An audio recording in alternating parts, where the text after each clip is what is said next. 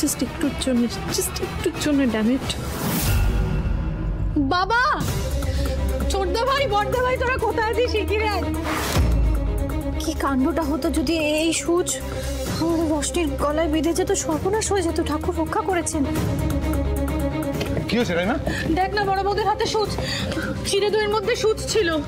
সে কি? হ্যালো, কি হয়েছে? কি? দই চিড়ের মধ্যে সূচ ছিল। কি কি করে? না, আমি একটা ব্যাপার বুঝতে পারছি না যে দই চিড়ের মধ্যে সূচ কোথা থেকে আসবে, আর বড় বৌমা দই চিড়েটা কে মেখেছিল? বাবা, আমি নিজের হাতে সবটা করেছিলাম। দই চিড়ের মধ্যে যদি সূচ থাকতো তাহলে তো আমি তখন বুঝতে পারতাম, তখন তো ছিল না। কি করে এটা হলো আমি বুঝতে পারছি না। বারবার আমার প্রত্যেকটা প্ল্যানের মাঝখানে যেমন তুমি চলে আসো সেভাবেই আসবে। আর কি বিরক্তিকর ন্যাকা মহিলা একটা, আমার এই প্ল্যানটাও ভেস্তে দিল। ওদি, তুমি দই চিড়েটা মাখার সময় একটু কেয়ারফুল হবে না? হ্যালো, তুমি আমাকে একটা কথা বলো, তুমি সেলাই টেলাই করতে করতে রান্না করে গিয়েছিলে? কোনোভাবে অসাবধানতাবশত ওখানে? না না না, এটা কি করে সম্ভব? ভোরবেলা হঠাৎ আমি সুচুতো নিয়ে রান্না করে যাবো কেন? আরে বড়নাথ বউ, ঘুমের ঘরে কত কিছুই তো ভুল ত্রুটি হয়ে যায়। যাকে যাক বাবা, বিপদ তো কেটে গেছে। জয় মা কালী, জয় রাধা মাধব।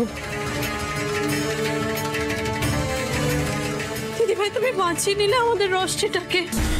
আমার তো ভেবেই গা শিউরে উঠছে, এই সূচটা যদি আর না। কিন্তু দিদি ভাই, আমি তো একটা কথা বুঝতে পারছি না, তোমার তো সব দিকে এত খেয়াল, আর তুমি দেখলে না যে দই চিড়েটাতে সূচ আছে? বাবা, এটা আবার কোনো অশুভ ইঙ্গিত নয় তো? আবার খুব ভয় করছে। বাজে কথা কেন বলছো মেহুলি? অশুভ ইঙ্গিত কেন হতে যাবে? অশুভ কিছু তো ঘটেনি। অশুভ কিছু ঘটবার আগে আলো সেটা আটকে দিয়েছে, তার মানে অশুভ কিছু নয়। আলো আটকে দিয়েছে তো। কথা বাড়িয়ে লাভ নেই, একটা কাণ্ড ঘটে গেছে।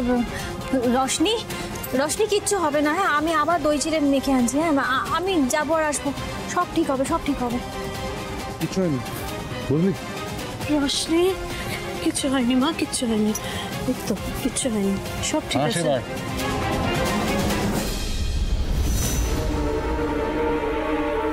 আমার হাতে করে যদি সত্যি সূচটা রান্নাঘরে যেত তাহলে তো মাখার সময় আমার হাতেও লাগতো। কই, তেমনটা তো হয়নি। তার মানে মাখার পরে কেউ এর মধ্যে রেখেছে। কিন্তু কে সে? কে রশনির এত বড় ক্ষতি করতে চাইছে?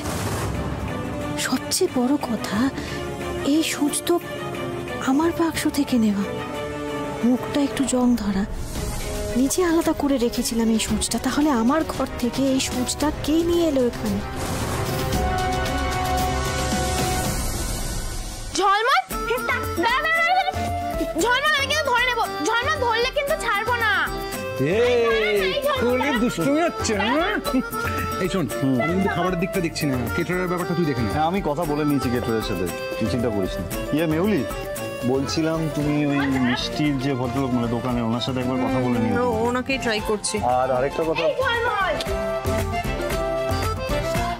ঝলমল, আমি কিন্তু এবার ঝলমল ধরতে পারলে কিন্তু ছাড়বো না। ছিলি কাস্তে ঝলমল। আরে ঝলমল, কি হচ্ছে নাকি? বলছি তখন থেকে সবাইকে একটা ফোন করার চেষ্টা করছি।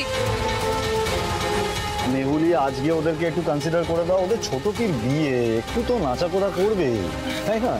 হ্যাঁ, আমিও আসলে এত আনন্দে আছি, নিজেই মনে হচ্ছে নাচি। ঠিক আছে, খেয়াল। ইয়ে ননসেন্স। বিয়েটা যতক্ষণ না পণ্ড করতে পারছি ততক্ষণ তো আমার শান্তি নেই।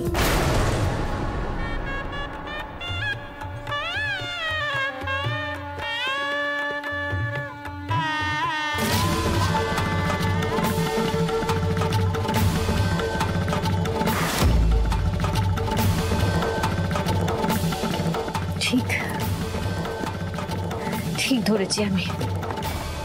আমি যখন ছিলাম না কেউ এই ঘরে ঢুকেছিল, কিন্তু কে ঢুকেছিল সেটা আমি কি করে বুঝবো? ওমা, আরোমা, আরোমা। শোন একটু, বলছি আমি যখন এই ঘরে ছিলাম না, এই ঘরে কে ঢুকেছিল রে? বাবা এসেছিল তো। না, বাবা এসেছিল ঠিক আছে, আর কেউ কি এসেছিল এই ঘরে? বাবা ছাড়া হ্যাঁ কাম্মা এসেছিল।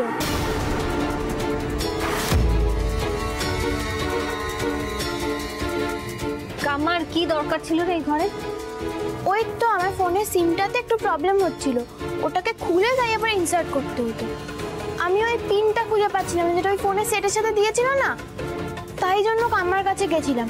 কাম্মা তখন বললো সুচ দিয়ে ওইটা হবে, তাই সুচ খুঁজছিলাম। কাম্মার ঘরে তো সুচ ছিল না, তাই তোমার বক্সে থেকে নিয়েছিলাম। তার মানে আমার আশঙ্কায় সত্যি হলো, সেদিন মাছ, আজকে সূচ, সব কিছুর পিছনে ছোটই আছে। আজই ওর সাথে কথা বলতে হবে। তুই নিচে যা আর কাম্মাকে বল আমি একটু ডাকছি এ ঘরে আসতে। যা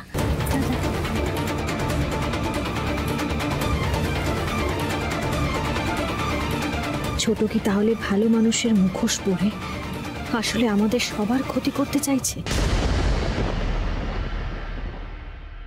হ্যাঁ দিদিভাই ডাকছিলে আমাকে? ছোট, একটা প্রশ্নের উত্তর দে তো। আমি যখন ঘরে ছিলাম না, তুই এই ঘর থেকে সূচ নিয়ে গেছিলি।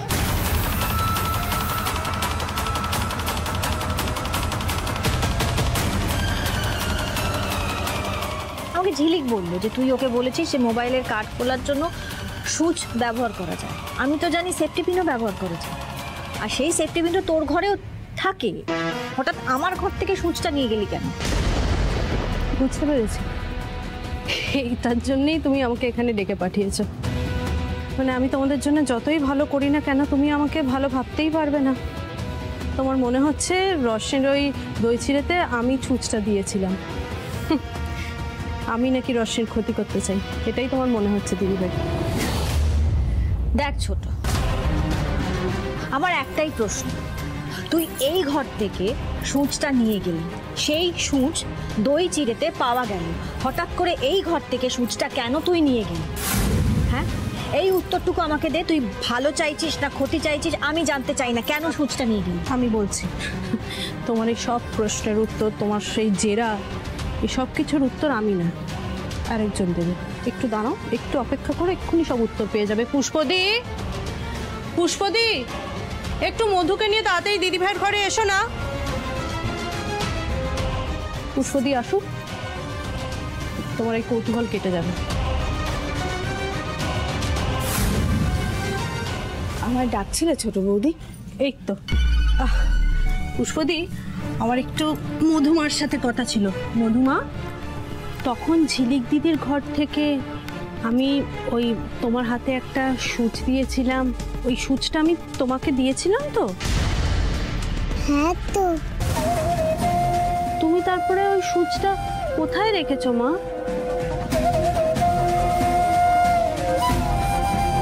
কি হলো বলো মা? তুমি দেখলাম ওটা নিয়ে বেরিয়ে গেলে, তোমাকে বললাম এই সূচটা আলোমার ঘরে